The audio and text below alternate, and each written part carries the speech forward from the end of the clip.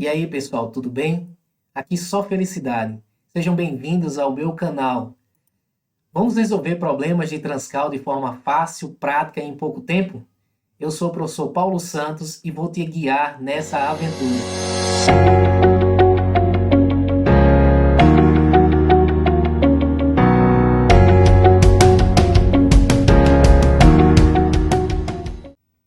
E aí, pessoal, tudo beleza? Vamos começar a nossa aula. Tá? Essa aula está baseada, né, no Incropera, tá? O Incropera aqui a sétima edição, mas já está aí, né? Eu já coloco o link para o Incropera da oitava edição, o e-book, tá? Aqui eu boto o link aqui na descrição do vídeo. Tá? Eu coloco também sempre o do Kindle Unlimited, né? Que é vocês como futuros engenheiros e já contratados de algumas empresas, já pode usar, é um valor irrisório, tá bom? Você tem acesso a vários livros, né, de graça. Então a gente vai entrar aqui em convecção natural, não no fenômeno, mas nas correlações, certo? São as correlações que a gente está interessado aqui. Ok, então se eu tenho lá uma placa, uma superfície vertical, né? Lembrando que esse fenômeno ele pode ser ascendente se a temperatura da superfície for maior do que a temperatura do ar quiescente, o ar parado, tá?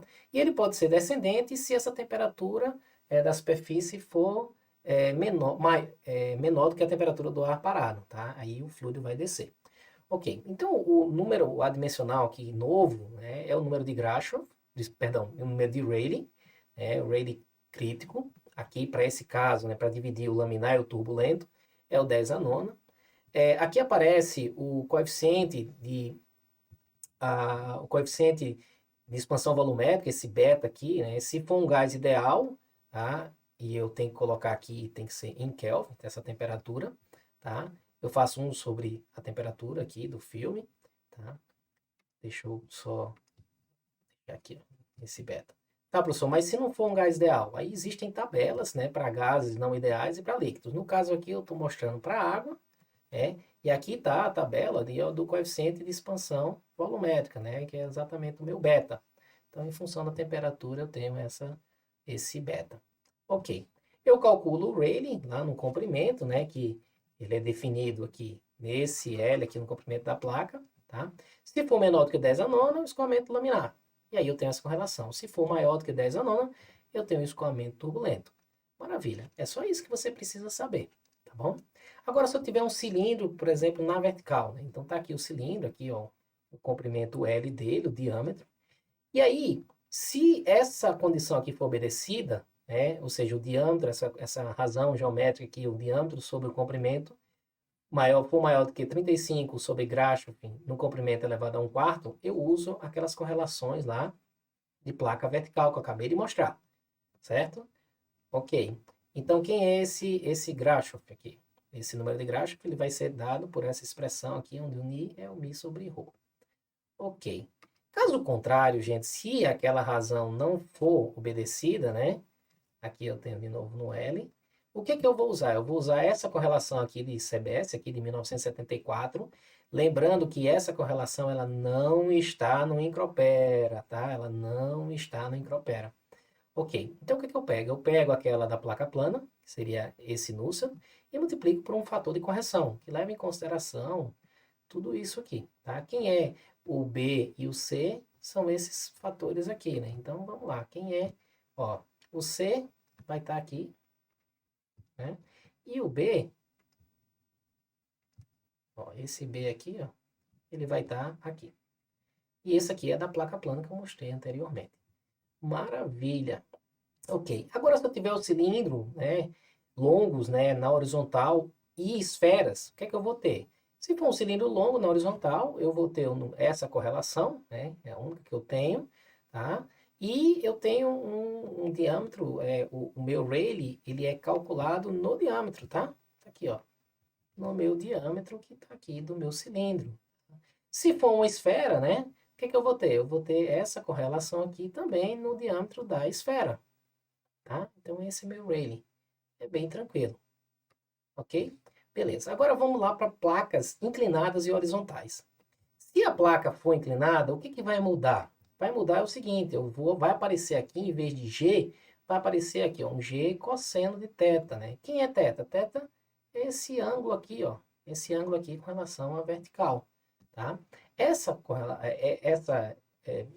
forma inclinada vale de 0 até 60 graus, tá bom? Depois disso, você usa para a placa na vertical. Ok, maravilha. Então, o meu Rayleigh é calculado dessa forma. Esse L, daqui a pouco eu vou falar sobre ele, tá bom? Ok. Então, se ela estiver na horizontal, então existem duas condições se ela estiver na horizontal. Se ela estiver na horizontal e tiver esse formato aqui, ó, onde a superfície superior, que seria essa superfície aqui de cima, ela é aquecida, então o fluido bate e sobe, né? E a parte de baixo está isolada. Ou quando eu tenho uma superfície inferior, que é esse caso aqui, ó, ela é resfriada, o fluido bate e volta, veja que o fenômeno ele é semelhante, né? Então eu tenho essas duas correlações para essas faixas de Rayleigh, tá vendo? Ah, então teve essa situação ou essa aqui, eu tenho essas duas correlações dependendo do número de Rayleigh.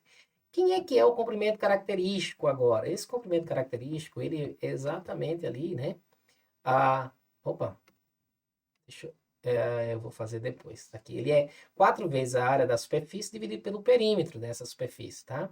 Então, aqui eu vou mostrar para vocês, né, como é que ele é calculado, por exemplo, se essa placa for um disco, né? Então, para um disco circular, a área seria πd ao quadrado sobre 4 e o perímetro seria πd. Aí existe essa segunda correlação, que é para essas situações aqui, ó, quando a placa inferior ela é aquecida, então o fluido bate e sobe, ou quando a placa superior, desculpa, a superfície superior da placa ela é resfriada, então ela bate e desce. Veja que os fenômenos são semelhantes. E aí eu tenho essa única correlação aqui, para essa faixa de Rayleigh. Maravilha, né? Aí eu entro nos canais verticais formados por placas paralelas, ou seja, quando eu tiver lá aqueles dissipadores aletados que a gente já conhece, né?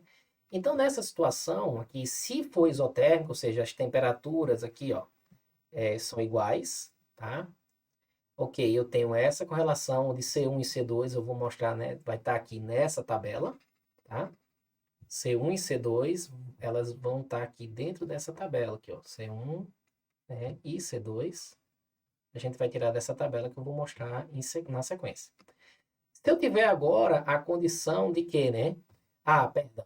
O espaçamento agora, esse S aqui vai ser o meu comprimento característico. Então, o meu Nusselt e o meu Rayleigh vai ser em S. Tá bom?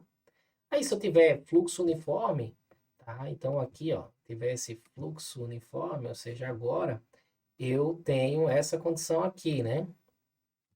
Agora eu tenho um fluxo uniforme, tá? E eu uso essa correlação, onde C1 e C2 também vão estar nessa tabela 9.3. Tá aqui, ó, C1 e C2. Note que aqui também aparece, né, um S ótimo, ou seja, um espaçamento que maximiza a troca térmica, né? Aqui, ó, tem um S ótimo e tem uma razão entre S máximo e S ótimo, tá?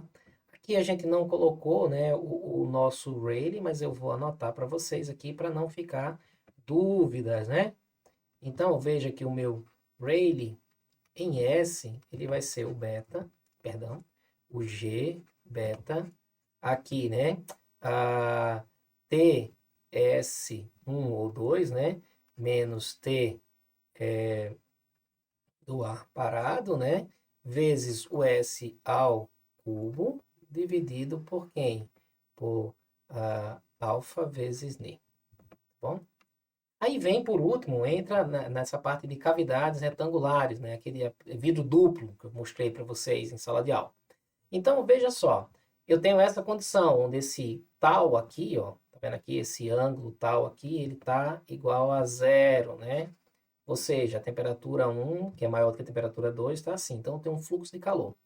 Existe uma condição, ó, se o Rayleigh for menor do que 1708, não há convecção, ou seja, só tem condução.